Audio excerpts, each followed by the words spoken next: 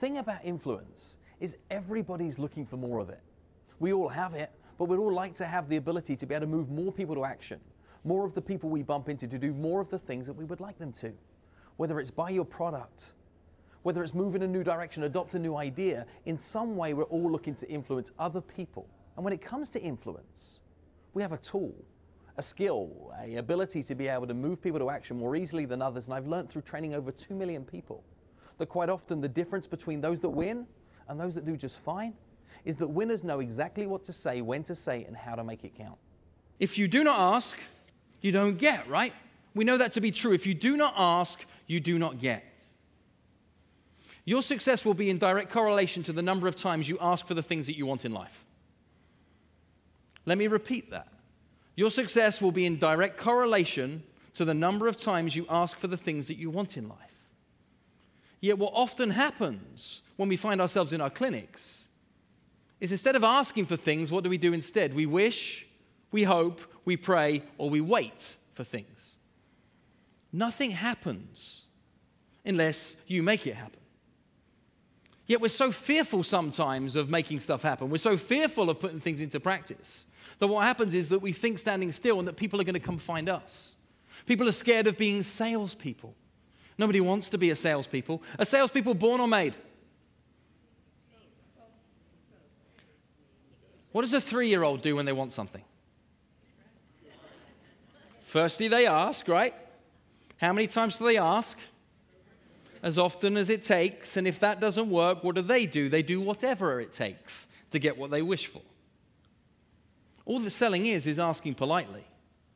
Trouble is that we knew this as kids. We knew this at 2, 3, 4, 5. And to stop us from knowing this, adults started to tell lies to children. Started to tell lies, things like, it's rude to ask. Things like, I want doesn't get.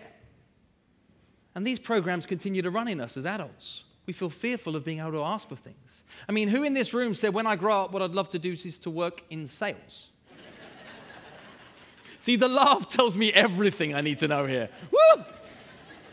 Have some fun with me for a second. Throw some adjectives at me, some describing words that would describe a stereotypical salesperson. Pushy. Aggressive. You mean a liar? See, the picture you see in your mind's eye right now, or if those words were used to describe you, that's what somebody saw in you, how would it make you feel? Ugh. No thank you, right? We're not interested in that one bit.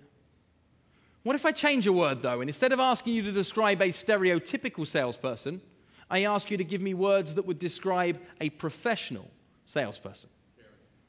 So we're now caring. Interested. Genuine.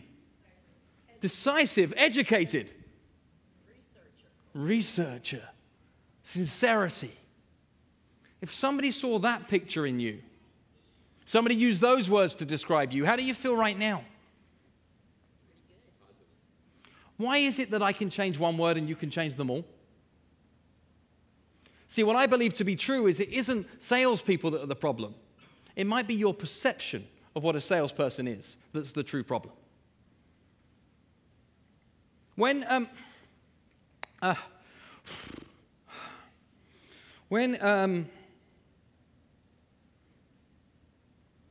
is the worst time to think about the thing you're going to say? See, it's when you're saying it, right? That is the worst time to think about the thing you're going to say, is in the very moment that you are saying it.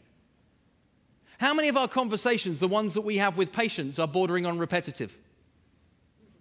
Yet what we find ourselves with is we have block templates for the letters that we send. We have block templates for the mailers that we send. We have block templates to be able to respond quickly when somebody gives us a certain kind of inquiry. Yet for the words that leave our mouths, sometimes we choose to make it up as we go along. I'm going to give you an example of which, something that talks primarily to your industry and only to your industry. There is a question that I know is being asked of every single one of your clinics, somewhere like every single day. Question that comes in, it's one of the primary responses that comes in, one of the most common phone calls that comes into your practice is the question, how much does it cost? How much does it cost, or how much are hearing aids? It's funny that I knew that to be true. So we know that a question is going to come. We know the worst time to think about the thing you're going to say is in the moment when you're saying it. Question comes in, how much are hearing aids? Who wants to tell me what their response is? Go, young lady. How much are hearing aids? Well, let me just tell you a little bit about them. Oh. So we're fearful of the fact that people in this industry might not be honest. We're fearful that people that dispense hearing aids might be evasive. Patient asks a very honest and direct question, says, how much are hearing aids? And here's what we say back in the other direction, a version of, it depends.